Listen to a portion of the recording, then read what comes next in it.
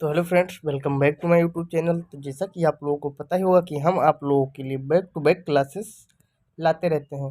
तो ऑलरेडी हमारे इस चैनल पर बहुत सारे बीए से रिलेटेड टॉपिक उपलब्ध हैं। आप लोगों ने नहीं देखा है तो चैनल पर विजिट करके देख सकते हैं।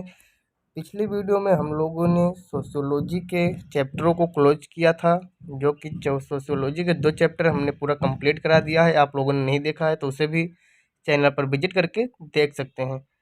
तो आज की वीडियो में हम बात करने वाले हैं राजनीति शास्त्र यानी पॉलिटिकल साइंस बीए प्रथम वर्ष प्रथम सेमेस्टर के, जिसका जिसको 8 यूनिट में बांटा गया है, जो कि सिलेबस को हमने ऑलरेडी वीडियो प्रोवाइड कर दिया है। वो वीडियो भी आप लोग देख लीजिएगा कि सिलेबस में क्या क्या हमें पढ़ना है। तो जो पहला सिलेबस था, पहला यूनिट था, उसमें हम लोग पढ़ेंगे कि भारतीय राष्ट्रीय आंदोलन का जन्म, वृद्धि और राजनीतिक प्रकृति। इतना सब कुछ हमें पढ़ना है फर्स्ट यूनिट में। तो आज हमारा फर्स्ट यूनिट का फर्स्ट डे है। तो आज हम पढ़ेंगे भारतीय राष्ट्रीय आंदोलन के बारे में कि भारत में राष्ट्रीय आंदोलन का कब आविर्भाव हुआ, कब उसका उद्गम हुआ, कब वह उत्पन्न हुआ और कैसे उत्पन्न हुआ, किन कारणों से भारतीय राष्ट्रीय आंदोलन को करना पड़ा, उसके कारण क्या है और परिणाम क्या है।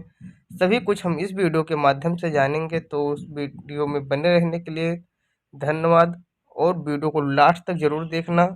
तो चलिए बिना देरी किए वीडियो को स्टार्ट करते हैं। तो हेलो फ्रेंड्स, आज हम जानेंगे कि भारत में राष्ट्रीय आंदोलन का अर्थ क्या होता है और राष्ट्रीय आंदोलन है क्या। तो भारतीय राष्ट्रीय आंदोलन का जो है उसमें हम टॉपिक सीधा राष्ट्रीय आंदोलन कर लेंगे, क्योंकि भारत में तो ऑलरेडी चल ही रहा है। तो इसमें यह कहा गया है कि राष्ट्रीय आंदोलन का शाब्दिक अर्थ होता है राष्ट्र का या राष्ट्र के लिए आंदोलन, यानी कि राष्ट्र के लिए या राष्ट्र का जो आंदोलन है उनके लिए जो किया गया आंदोलन या कोई अगर क्रांति ही क्या है, राष्ट्रीय आंदोलन है। यह देशवासियों के द्वारा राष्ट्रहित में चलाया गया आंदोलन है। यह देशवासियों के द्वारा और देशवासियों के हित के लिए या राष्ट्र हित के लिए चलाया गया आंदोलन है।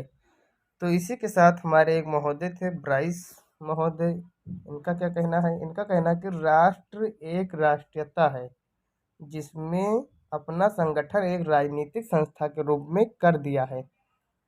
क्या कहा गया है कि राष्ट्र एक राष्ट्रीयता है जिसमें, यानी कि नेशन इज ए नेशनलिटी, तो जिसमें अपना संगठन एक राजनीतिक संस्था के रूप में कर दिया है।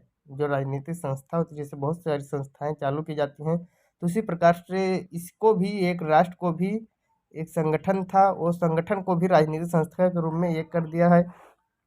जो स्वाधीन या स्वाधीनता का इच्छुक है, जो मतलब स्वाधीन यानी कि स्वयं के अधीन होना चाहता है, यानी कि स्वतंत्र होना चाहता है, वो अपने अनुरूप कार्य करना चाहता है, तो इसके लिए इससे जो वह इच्छुक है। तात्पर्य यह है कि स्वाधीनता के लिए राष्ट्रीय स्वाधीनता के लिए संघर्ष क्या है, राष्ट्रीय आंदोलन का मौलिक उद्देश्य है। जो स्वाधीनता के लिए संघर्ष किया जाता है वही राष्ट्रीय आंदोलन का मौलिक उद्देश्य है। तो चलिए देखते हैं नीचे कि और कुछ क्या दिया गया है कि आधुनिक प्रचलित अर्थ में, जो कि ज़्यादा प्रचलित है इस मॉडर्न युग में, क्या है कि आंदोलन का अर्थ विदेशी सत्ता की मुक्ति के लिए गुलाम उपनिवेशियों द्वारा वर्षों तक संचालित संघर्ष है। जो कई वर्षों तक संचालित रहे, कई वर्षों तक लगातार जो संघर्ष चलता रहे, जो गुलाम उपनिवेशी हैं, गुलाम जो जन हैं, उनके लिए विदेशी सत्ता से मुक्ति पाने के लिए, तो वही क्या है, ये आंदोलन है।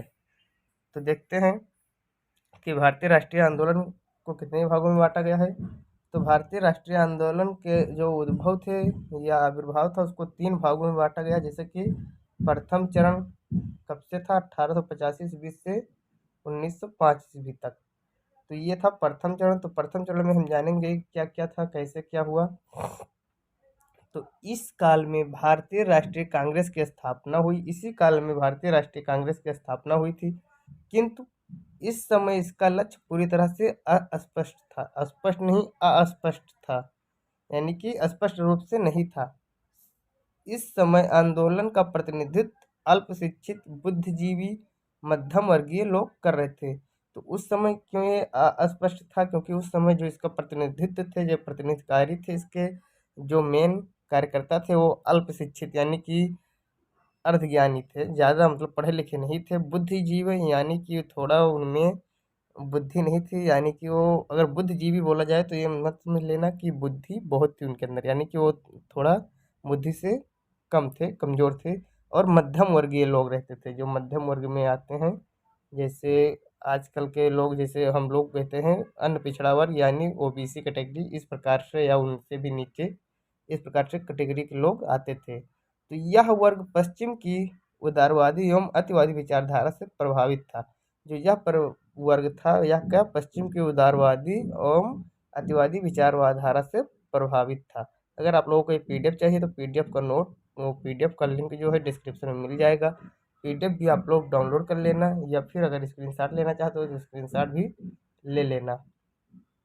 फिर द्वितीय चरण देखते हैं कब स्टार्ट हुआ। द्वितीय चरण स्टार्ट हुआ 1905 से 1919 ईस्वी तक।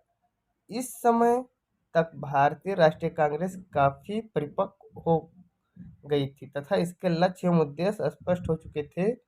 राष्ट्रीय कांग्रेस के इस मंच से भारतीय जनता के सामाजिक, आर्थिक, राजनीतिक एवं सांस्कृतिक विकास के प्रयास शुरू किए गए।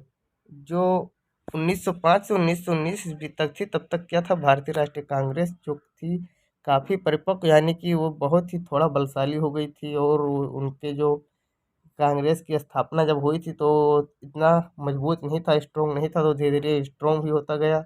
और जो उसके लक्ष्य थे और उद्देश्य थे वो भी स्पष्ट हो चुके थे कि हमारा क्या लक्ष्य है, हम किस उद्देश्य से ये कांग्रेस, जो भारतीय राष्ट्रीय कांग्रेस की स्थापना हुई है, ये किसके लिए हम लोग बनाए हैं, किस लक्ष्य के लिए, तो भी स्पष्ट हो गया था। फिर राष्ट्रीय कांग्रेस के इस मंच में भारतीय जनता के सामाजिक, आर्थिक और राजनीतिक संस्कृति के विकास के लिए प्रयास शुरू किए गए। जो आर्थिक रूप से, सामाजिक रूप से और राजनीतिक एवं सांस्कृतिक सभी के विकास के लिए प्रयास शुरू किए। इस दौरान कुछ उग्रवादी विचारधारा वाले संगठनों ने ब्रिटिश साम्राज्यवाद को समाप्त करने के लिए पश्चिम के ही क्रांतिकारी ढंग का प्रयोग भी किया गया।